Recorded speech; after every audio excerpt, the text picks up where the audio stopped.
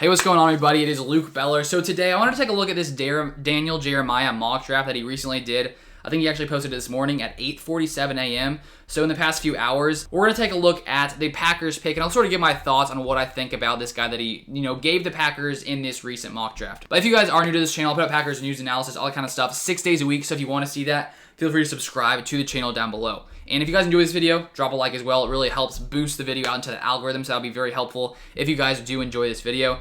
So taking a look at pick number 29 for our Green Bay Packers, he has center Landon Dickerson.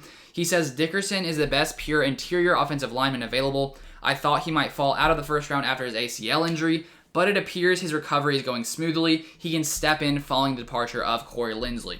So he's the Packers coming in here and drafting an offensive lineman. And I think taking a look at the Packers' needs overall, I do think the offensive line is a need for this Packers team, along with, cornerback.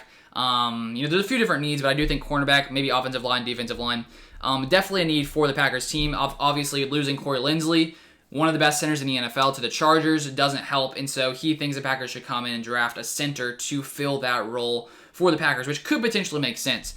Take a look here at the Packers offensive line here on PFF. The only really center on our roster right now is Jake Hansen, who was a rookie last season, and we don't really know what he has to offer at this point. The thing is, Elton Jenkins and Lucas Patrick could potentially move over to center for this Packers team, so they may not necessarily need to come in and draft a center specifically.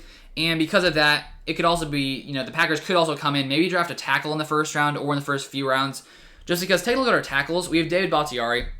Of course, he has an injury, goes down, and we don't know if he'll be able to start at the beginning of the 2021 season. Outside of him, we really just don't have too much depth. We have Billy Turner, of course, who's been pretty good.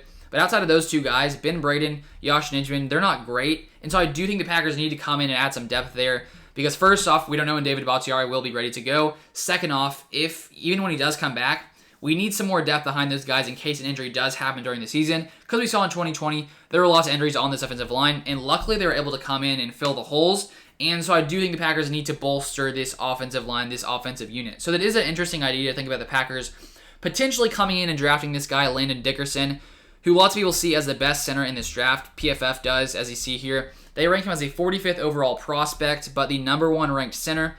In the 2020 season, they had him graded as the second best center in college football. So taking a look at his draft profile right here.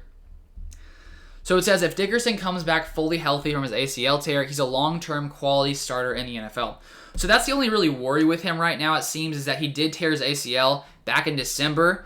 And so the question is, will he even be able to come in and start when this season, when the 2021 season starts, will he be ready? We don't really know up to this point.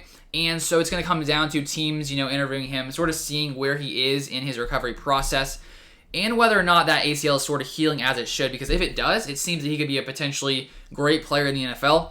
But of course, sometimes injuries can really bring players down. But hopefully he can come in and, get back to his fully healthy self as he was before this ACL tear. And so I guess that's the only question mark with him right now. So it says pros, built like a fridge. Yeah, he's like 6'6", 325 pounds. Not a dorm mini fridge either, industrial size. More pancakes of his 2020 tape than anyone in the country. So he's an insanely good blocker, best center in the NFL. So I could definitely see the Packers coming in and drafting a center, maybe drafting a tackle.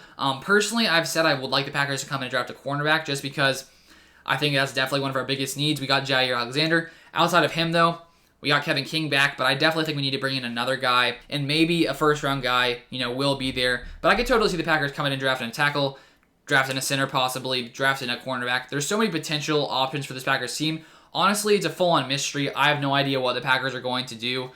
We saw last year, I honestly didn't see them coming in and drafting Jordan Love.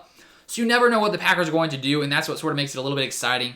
When draft night comes around, we have no idea what the Packers are going to do or the move that they're going to make. And so now with the draft only being a month away, we won't have to wait too much longer before we actually find out the move that they're going to make on draft night. But that is all I wanted to come in and break down in today's video. Drop a like if you guys enjoyed it, but thank you guys so much for watching, and I'll see you guys on the next video.